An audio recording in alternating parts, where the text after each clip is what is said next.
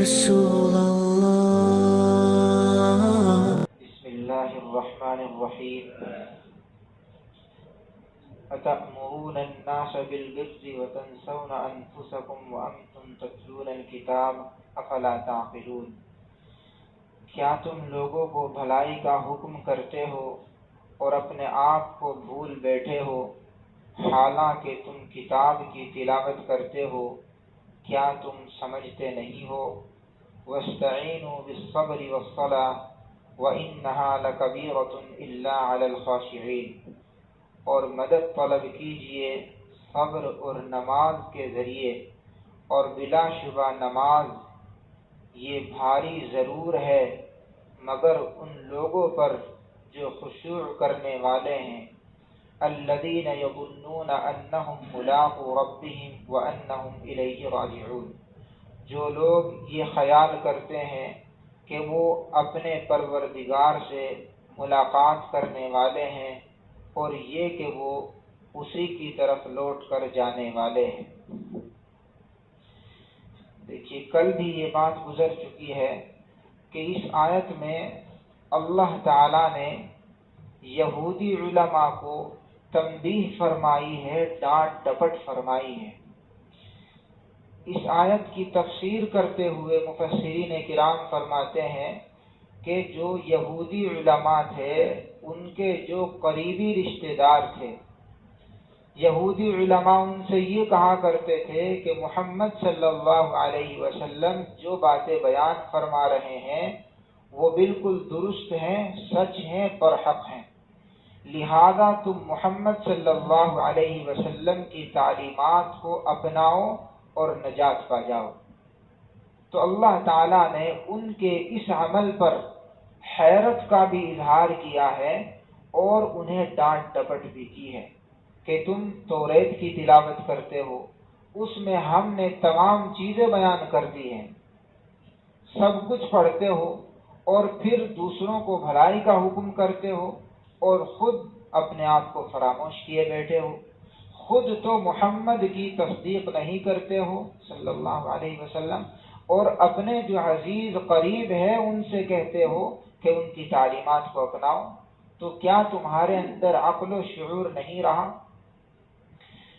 اس آیت کے اصل مخاطب تو یہودی علماء ہیں، لیکن اس آیت کا حکم ان تمام لوگوں تک پہنچتا ہے کہ جو دوسروں کو نیکی کا حکم کرتے ہیں اور خود نیکی سے دور رہتے ہیں، اپنے آپ کو فراموش کیے رہتے ہیں. خود نیک عمل سے دور رہنا اور دوسروں کو نیک عمل کی دعوت دینا، یہ بسا اوقات انسان کی ہلاکت کا سبب بن جاتا ہے. چنانچہ آپ علیہ السلام نے ارشاد فرمایا، حضرت انس رضی اللہ عنہ کی روایت ہے کہ جب مجھے اللہ تعالیٰ نے معراج پر بلایا تو میرا گزر چند ایسے لوگوں کے اوپر سے ہوا کہ جن کے ہونٹ اور جن کی زبانیں آگ کی قینچیوں سے تراشی جا رہی تھی، کاٹی جا رہی تھی. میں نے جبرائیل علیہ السلام سے معلوم کیا، جبریل یہ کون لوگ ہیں؟ تو عرض کیا، حضور یہ آپ کی امت کے واعظ ہیں، یعنی ایسے نصیحت کرنے والے ہیں جو خود تو عمل نہیں کیا کرتے تھے لیکن دوسروں کو عمل کی دعوت دیا کرتے تھے. اسی طریقے سے ایک روایت میں آتا ہے کہ جب جنتی جنت میں چلے جائیں گے تو جہنم میں کچھ لوگوں کو دکھایا جائے گا. جنتی ان لوگوں کو دیکھ کر بڑا تعجب کریں گے اور بڑے دکھ کا اظہار کریں گے اور انہیں مخاطب کر کے کہیں گے، ارے فلاں تجھے کیا ہوا کہ آج جہنم کی آگ تجھ سے لپٹی ہوئی ہے، حالانکہ ہم جو جنت میں پہنچے ہیں وہ انہی اعمال کی بنیاد پر پہنچے ہیں جو آپ نے ہمیں بتائے تھے. آپ نے ہمیں بتایا تھا نماز پڑھنا، ہم نے نماز پڑھی. آپ نے ہمیں بتایا تھا تلاوت کرنا، ہم نے تلاوت کی. تو ہم تو جنت میں ان اعمال کو کر کے پہنچے ہیں جو آپ نے بتائے تھے، آپ جہنم میں کیسے پہنچ گئے؟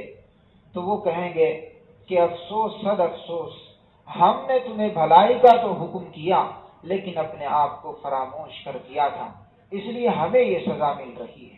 بہرحال اگلی آیت میں اللہ تعالیٰ نے یہودی عالموں کے دلوں میں جو دو بیماریاں پائی جاتی تھی ان کا تذکرہ فرمایا ہے۔ کل بھی ان کا تذکرہ ہو چکا تھا۔ نمبر 1 مال کی محبت اور نمبر 2 مرتبے کی محبت۔ اللہ تعالیٰ نے ارشاد فرمایا مال کی محبت کا علاج کرو صبر کے ذریعے، صبر کرو گے تو دل سے مال کی محبت نکل جائے گی، اور مرتبے کی محبت جو تمہارے دلوں میں پیوست ہو گئی ہے اس کا علاج کرو نماز کے ذریعے، نماز پڑھو گے تو تواضع پیدا ہوگی اور مرتبے کی محبت دل سے نکل جائے گی۔ اگلے جملے میں اللہ تعالیٰ نے ارشاد فرمایا کہ نماز یہ بہت گراں گزرتی ہے ان لوگوں پر جو اپنے دلوں میں اللہ تعالیٰ کا خوف نہیں رکھتے۔ جن لوگوں کے دلوں میں اللہ تعالیٰ کا خوف نہیں ہوتا ہے ان پر نماز پڑھنا یہ بہت دشوار ہو جاتا ہے۔ وہ یہ سمجھتے ہیں کہ دھوپ ہو رہی ہے، سردی کا زمانہ ہوتا ہے تو وہ سمجھتے ہیں سردی ہو رہی ہے، اب مسجد میں جائیں، نماز پڑھیں، وقت کا انتظار کریں، تو یہ سب چیزیں ان کے لیے وبال جان کی طرح ہوتی ہیں۔ لیکن جو لوگ خشوع خضوع کرنے والے ہیں، یعنی جن کے دل اللہ کے خوف سے پگھلتے رہتے ہیں، ان پر نماز پڑھنا یہ دشوار نہیں ہوتا۔ اللہ تعالیٰ نے خود بیان فرمایا کہ خاشعین کون ہے؟ خاشعین وہ لوگ ہیں جنہیں اس بات کا یقین اور خیال رہتا ہے کہ ایک دن انہیں اپنے پروردگار سے ملاقات کرنی ہے، جنہیں یہ خیال رہتا ہے کہ ایک دن مجھے اس دنیا سے رخصت ہونا ہے، ایک دن مجھے قبر کی مٹی بننا ہے، ایک دن فرشتوں کو جواب دینا ہے، اور قبر کے اندر صرف اور صرف میرے نیک اعمال ہی کام آئیں گے، اس کے علاوہ اور کوئی چیز کام نہ آئے گی۔ ایسے لوگوں پر نماز پڑھنا آسان ہے۔ چنانچہ ایک روایت میں آتا ہے کہ جب حضرت فاطمہ رضی اللہ تعالی عنہا کا انتقال ہوا تو حضرت علی، حضرت حسن، حضرت حسین اور حضرت ابو ذر غفاری رضی اللہ تعالی عنہم اجمعین ان کے جنازے کو اٹھا کر چلے اور جا کر قبر کے برابر میں رکھ دیا۔ تو حضرت ابو ذر غفاری رضی اللہ عنہ نے قبر کو مخاطب کر کے فرمایا اے قبر، کیا تو جانتی ہے کہ آج تیرے اندر کون آنے والا ہے؟ یہ کس کا جنازہ ہے؟ پھر خود ہی کہتے ہیں کہ غور سے سنو، یہ رسول صلی اللہ علیہ وسلم کی بیٹی حضرت فاطمہ ہے، یہ حضرت علی کی بیوی ہیں، یہ حضرت حسن حسین رضی اللہ تعالی عنہما کی والدہ ہے، اس لیے تو ان کے لیے کشادہ ہو جا اور جنت کے باغوں میں سے ایک باغ بن جا۔